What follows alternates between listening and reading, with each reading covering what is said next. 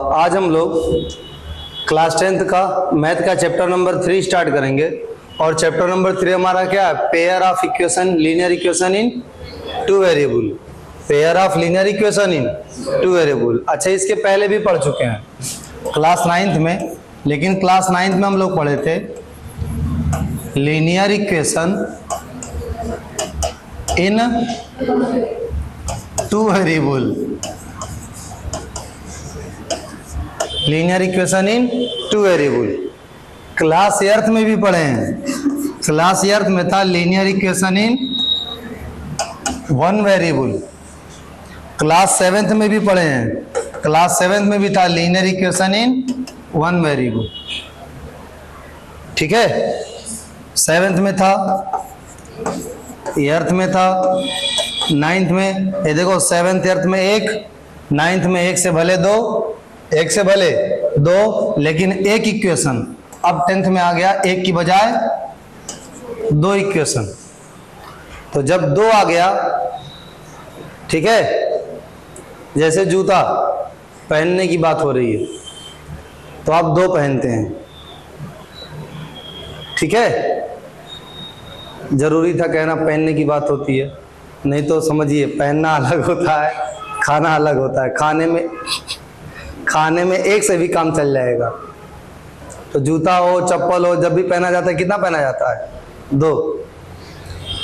ठीक है, ध्यान से देखिए।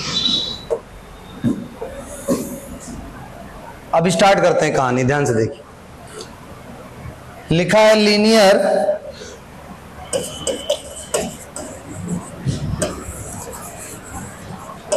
इक्वेशन इन वन, छोड़िए, अच्छा चलिए ले लीजिए, वन वेरिएबल, है ना।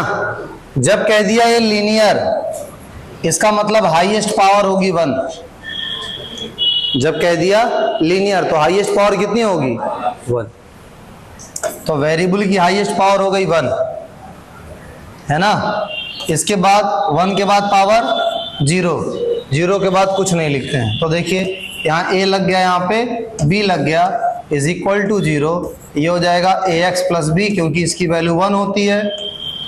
यहाँ पे शर्त होगी कि a कभी 0 के बराबर ना हो। अगर a 0 के बराबर हुआ तो 0x से मल्टीप्लाई हो जाएगा और x को खत्म कर देगा। जब वेरिएबल ही नहीं रहेगा, है ना, जब वेरिएबल ही नहीं रहेगा, ठीक है, तो फिर इक्वेशन काहे का? बात समझ में आ रही है ना, है कि नहीं? तो x के मरने के पहले ही, x के मरने के पहले ही इसकी इज्जत कर लीजिए और a को 0 ना होने दीजिए। ठीक है, ये मैथमेटिक्स सिखाती है ना। जब इंसान ही नहीं रहेगा तो उसकी इज्जत करके क्या करेंगे आप? फिर वो चाहे माँ हुए, चाहे बाप हुए, चाहे कोई हुआ, चाहे बीवी हुई, है ना। बात समझ में आ रही है ना? बात समझ में आ रही कि नहीं? अरे भाई, जब सामने कोई है, आप उसकी नहीं कदर कर रहे हैं, ना रहने पे क्या करेंगे? ठीक है, आपकी अगर ना भी कदर हो तो भी आप किया करिए। कभी कभी आपको लगता है कि हाँ आपकी कदर नहीं हो रही है, कभी कभी एक्चुअली में नहीं हो रही है, कभी कभी आपको बहुत घमंड आ जाता है कि हम बहुत बड़े तोप हो गए हैं, है ना, और हमको माँ बाप ले जाके बढ़ के कुर्सी बैठाएं और हमको अगरबत्ती दिखाते रहें कि बाबा आए हैं, बाबा बताइए हम भविष्य में क्या करेंगे। इतना बड़ा भी अपने आप को नहीं समझना चाहिए। ठीक है, देखिए ध्यान से। और बड़ा समझने का मतलब है, बड़ा समझने का मतलब है धक्का खाना। अगर घर में आप बड़े हैं, है ना, या लोग आपको बड़ा समझते हैं, तो सारा धक्का आप ही को खाना है। ठीक है, सब आप ही को खाना है। बड़े लोग के लिए सबसे खुशी की बात यही होती है कि उनसे बड़ा कोई रहे जिसके सहारे वो रहे। ठीक है, ध्यान से देखिए। ax plus b is equal to 0, ax plus b is equal to 0। तो ठीक है, जब a 0 हो जाएगा ए 0 हो जाएगा तो फिर x से मल्टीप्लाई करके आप क्या करेंगे? कुछ नहीं कर पाएंगे। ठीक है, बात समझ में आ रही है? तो वेरिएबल ही खत्म हो जाएगा। ठीक। अरे भाई जीते जी किसी की कदर मत करिए, उसके मरने के बाद उसके नाम पे मदरसा चलाइए।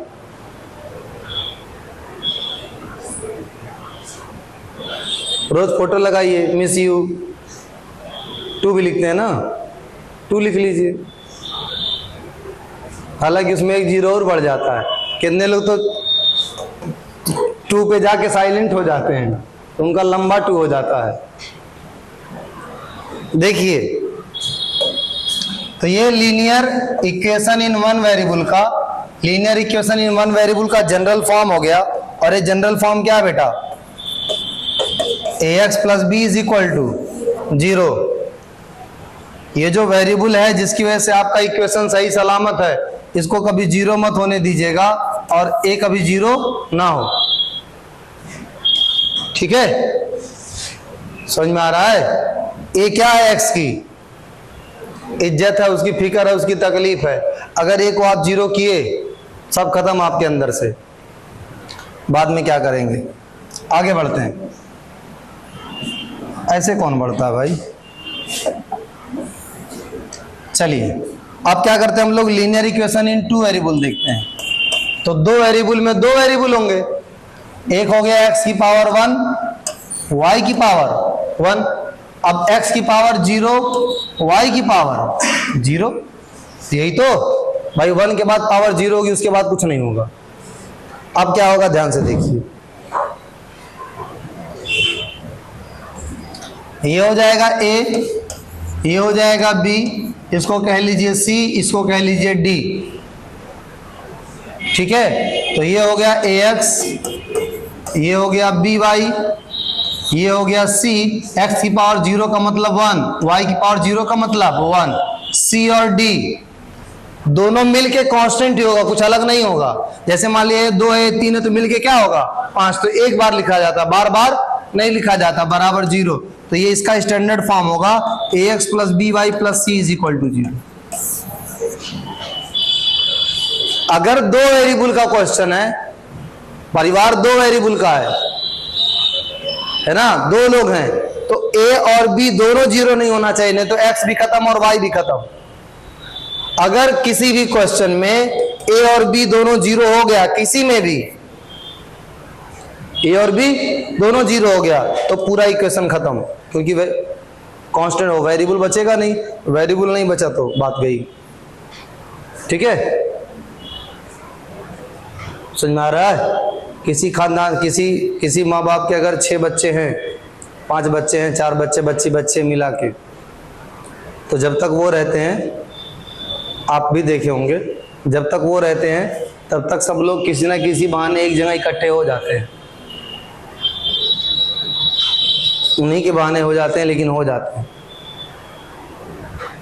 बिना मने के आ जाते हैं, लेकिन आ जाते हैं कि नहीं जी भाई, तो ही मातारी बाप है का कही है, नहीं मातारी बाप कहीं तो अगलिए बगलिए वाले का कहीं से है कि चला गया अपने मातारी से चोटिन मिले नहीं आई। उसके बाद फिर सबका अपना अलग अलग हो जाता है। मैक्सिमम देखा होगा आपने। देखो ध्यान से,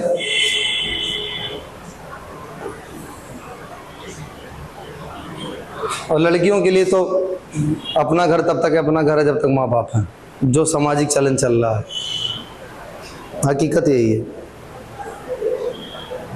ध्यान से देखिए,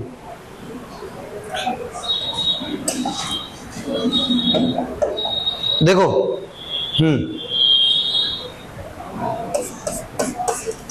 अब ये समझ में आया कि यार अगर ये 2 वेरिएबल का होगा तो ax plus B Y plus C is equal to 0 होगा ना, जहां पे a और b कभी 0 के बराबर नहीं हो सकता। क्योंकि अगर a और b दोनों को, अबे भाई अगर तुम a और b दोनों को 0 कर दोगे, दोनों को, तो कहां इसमें वेरिएबल रह जाएगा? फिर यहां आने का क्या मतलब है?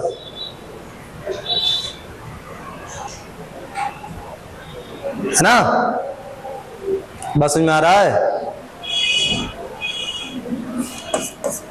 अब अगर ये एक इक्वेशन है तो दो बनाते हैं। अगर दो तुम बना रहे हो और ax plus B Y plus C is equal to 0, ये एक इक्वेशन हो गया, और दूसरा हो गया ax plus B Y plus C is equal to 0। तुमको कुछ खराब नहीं लग रहा देख के कि ऊपर वाला भी वैसे लिखे, नीचे वाला भी ऐसे लिखे? कहां से ये दो दिखाई दे रहा है? एक के टू तो है ना? तो जब दो दिखाना होता है तो जरूरी होता है इसको a1 b1 c1 कर दिया जाए और इसको a2 b2 c2 कर दिया जाए। अब ये दो इक्वेशन दिखाई दे रहा है कि नहीं? है ना? ये इक्वेशन तभी बना रह सकता है, ये वाला इक्वेशन तभी बना रह सकता है जब a1 और b1 दोनों 0 ना हो, और ये वाला इक्वेशन तभी बना रह सकता है जब a2 और b2 दोनों 0 ना हो। तो ये कंडीशन है।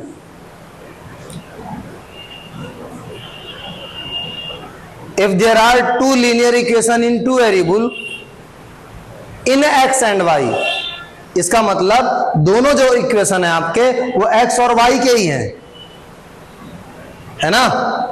जिसको हम इस तरीके से लिख रहे हैं a1x plus b1y plus c1 is equal to 0, a2x plus b2y plus c2 is equal to 0। ये pair of linear equation in two variable कहलाएंगे अगर a1 और b1 दोनों एक साथ 0 ना हो, a2 और b2 दोनों एक साथ 0 ना हो, दोनों एक साथ 0 ना हो। इसी बात को ऐसे भी लिखा जाता है कि a1 square plus b1 square not equal to 0। a1 square plus b1 square not equal to, a1 square plus b1 square equal to 0 सिर्फ तभी हो सकता है जब दोनों 0 हों।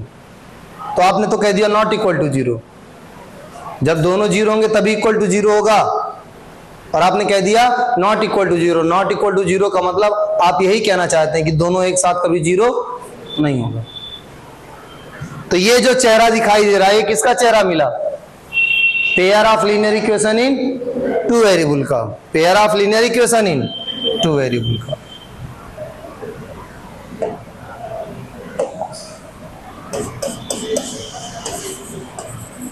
तो अगर पेयर ऑफ लीनियर इक्वेशन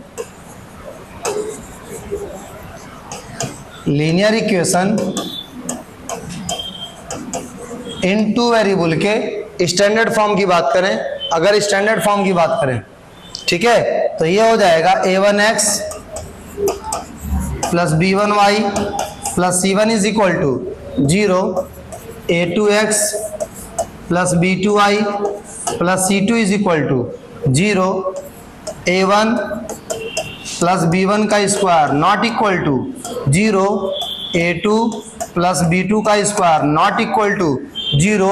या साफ साफ लिखा रहे कि दोनों 0 अलग अलग हो सकता है, लेकिन एक ही साथ दोनों 0 नहीं हो सकता। ठीक है, अब समझिए। तो ये हो गया pair of linear equation in two variable, है ना? समझ में आ गया स्टैंडर्ड फॉर्म इसका। अब इसमें एक टर्म आती है solution.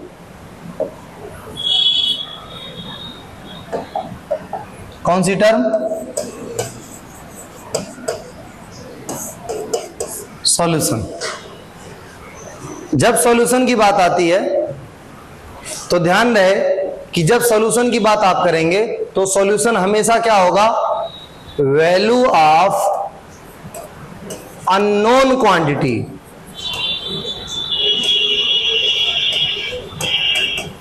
Value of unknown quantity. Value of unknown quantity यानी वेरिएबल की बात की जा रही है, और जो वेरिएबल है आपका, वेरिएबल जो है आपका यहां पे वो है एक्स और वाई, एक्स और वाई। तो सॉल्यूशन जो होगा वो क्या होगा? Value of unknown quantity. यानी जब भी आपसे सॉल्यूशन कहा जाए तो आप समझ जाइए कि ये वैल्यू किसकी है? एक्स और वाई की। एक्स और वाई की वैल्यू ही सॉल्यूशन होगी, और इक्वेशन को सॉल्व करने का मतलब भी यही होगा कि एक्स और वाई की वैल्यू निकालिए। एक्स और वाई क्या होगा? एक्स और वाई की जो वैल्यू होगी वही सॉल्यूशन होगी, और इक्वेशन को सॉल्व करने का मतलब भी यही होगा कि एक्स और वाई की क्या निकालिए? वैल्यू निकालिए। अब ये वैल्यू कैसी होनी चाहिए? पहला तो ये समझ में आया सॉल्यूशन का पहला चीज कि ये जो सॉल्यूशन होता है ये हमेशा नॉन क्वांटिटी की वैल्यू होती है। दूसरी बात यह है कि ये जो वैल्यू होनी चाहिए ये इक्वेशन को सेटिस्फाई करनी चाहिए।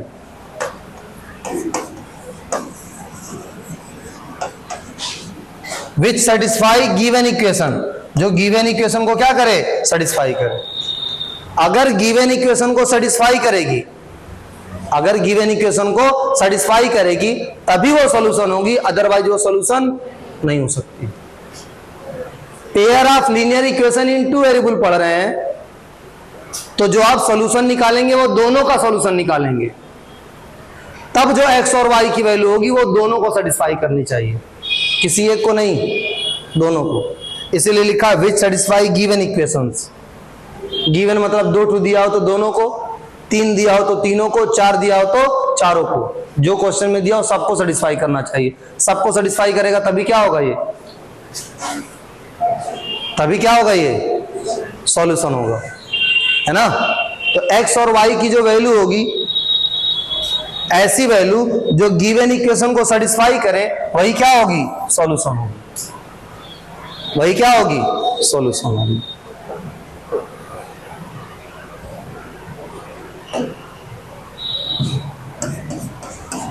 चलिए अभी क्या किया, एक इक्वेशन है आपका 5x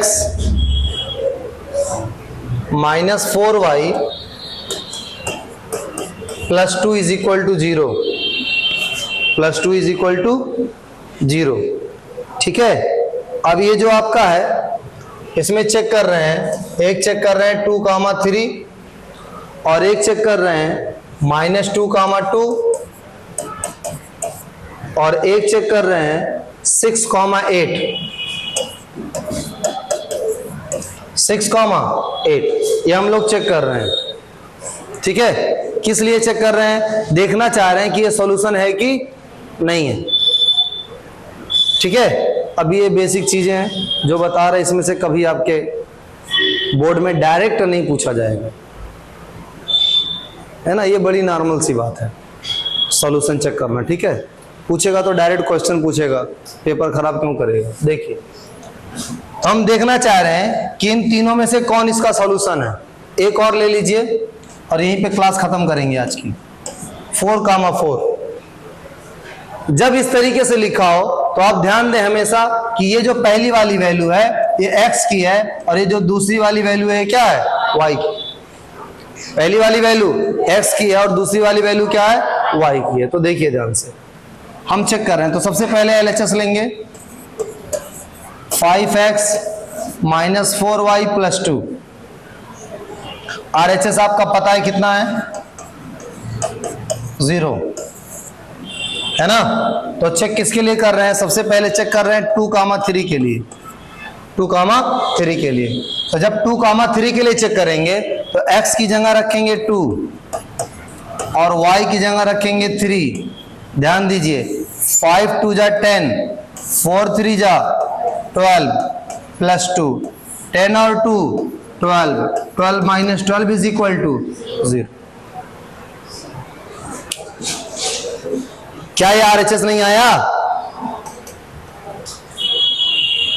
जितना LHS की वैल्यू आई है उतना ही RHS है, यानी जो आपका LHS है वो RHS के इक्वल है। LHS RHS के इक्वल हो गया, इसीलिए 2,3 जो हो गया ये सॉल्यूशन हो गया, इज ए सॉल्यूशन।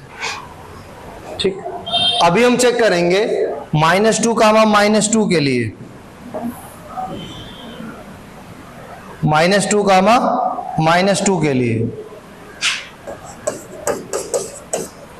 तो -2 -2 के लिए चेक करेंगे तो ये है 5x माइनस 4y प्लस 2। ध्यान से देखिए, चेक कर रहे हैं, इज इक्वल टू 0 है ना।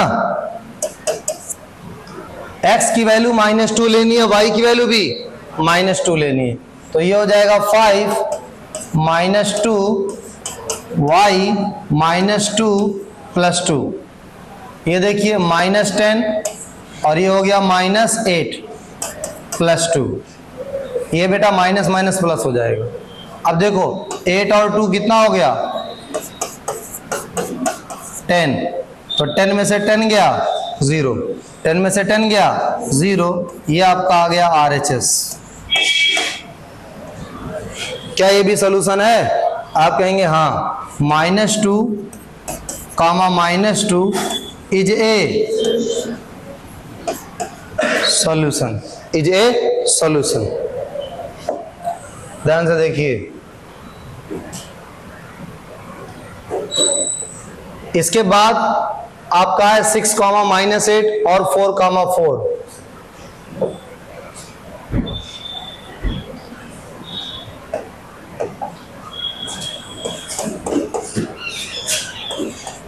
(5x - 4y + 2 = 0). चेक किसके लिए करना है?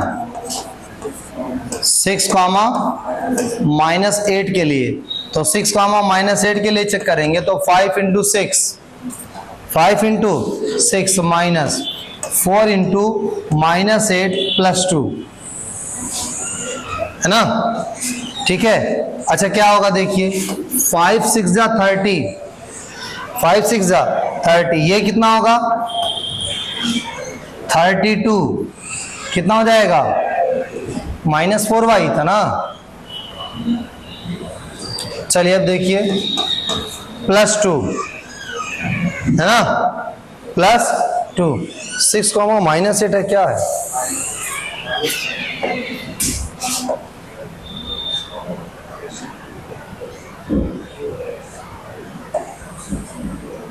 हाँ 6, -8 ही है। कौन पढ़ाने जा रहा है? तुझे कौन पढ़ाने जा रहा है? देखो तो ये 30 और ये 2, 30 और 2, ये आपका हो जाएगा 32 + 32 और ये हो जाएगा 64। LHS RHS के इक्वल नहीं है। इसके बाद क्या था, लेना था 4, 4। तो 5x - 4y + 2 = 0। LHS लेंगे, 5 × 4, 4 × 4 + 2, ये हो जाएगा 20, ये हो जाएगा -16, ये हो जाएगा 2। 20 और 2 कितना होगा? कितना होगा भाई? ये होगा 22 - 16। तो 22 - 16 कितना होगा? बोलो 6। तो नॉट इक्वल टू RHS, ये RHS के बराबर नहीं है क्योंकि RHS 0 है। तो क्या होगा? 4, 4 is not a, is not a solution. अभी इतना समझ में आया सॉल्यूशन क्या होता है? चलिए देखिए, अभी क्या समझ में आया? जो टोटल हम लोग पढ़े कि अगर हम pair of linear equation in 2 variable की बात करें,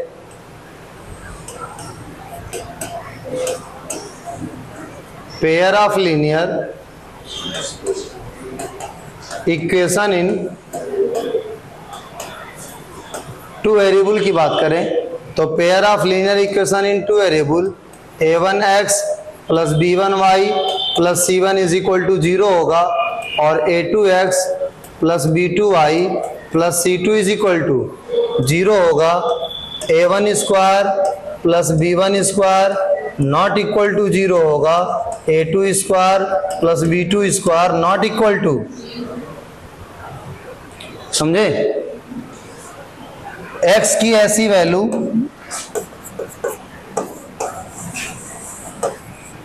of x and y, x और y की ऐसी वैल्यू विच सेटिस्फाई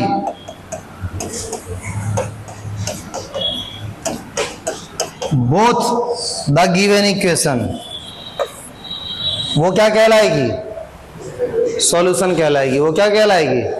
तो अभी हम एक इक्वेशन के लिए सेटिस्फाई किए हैं, कल हम लोग pair of linear equation in 2 variable लिखेंगे, ठीक है, और उसके लिए चेक करेंगे कि ये सॉल्यूशन है कि नहीं। ठीक है, आज के लिए इतना बहुत है।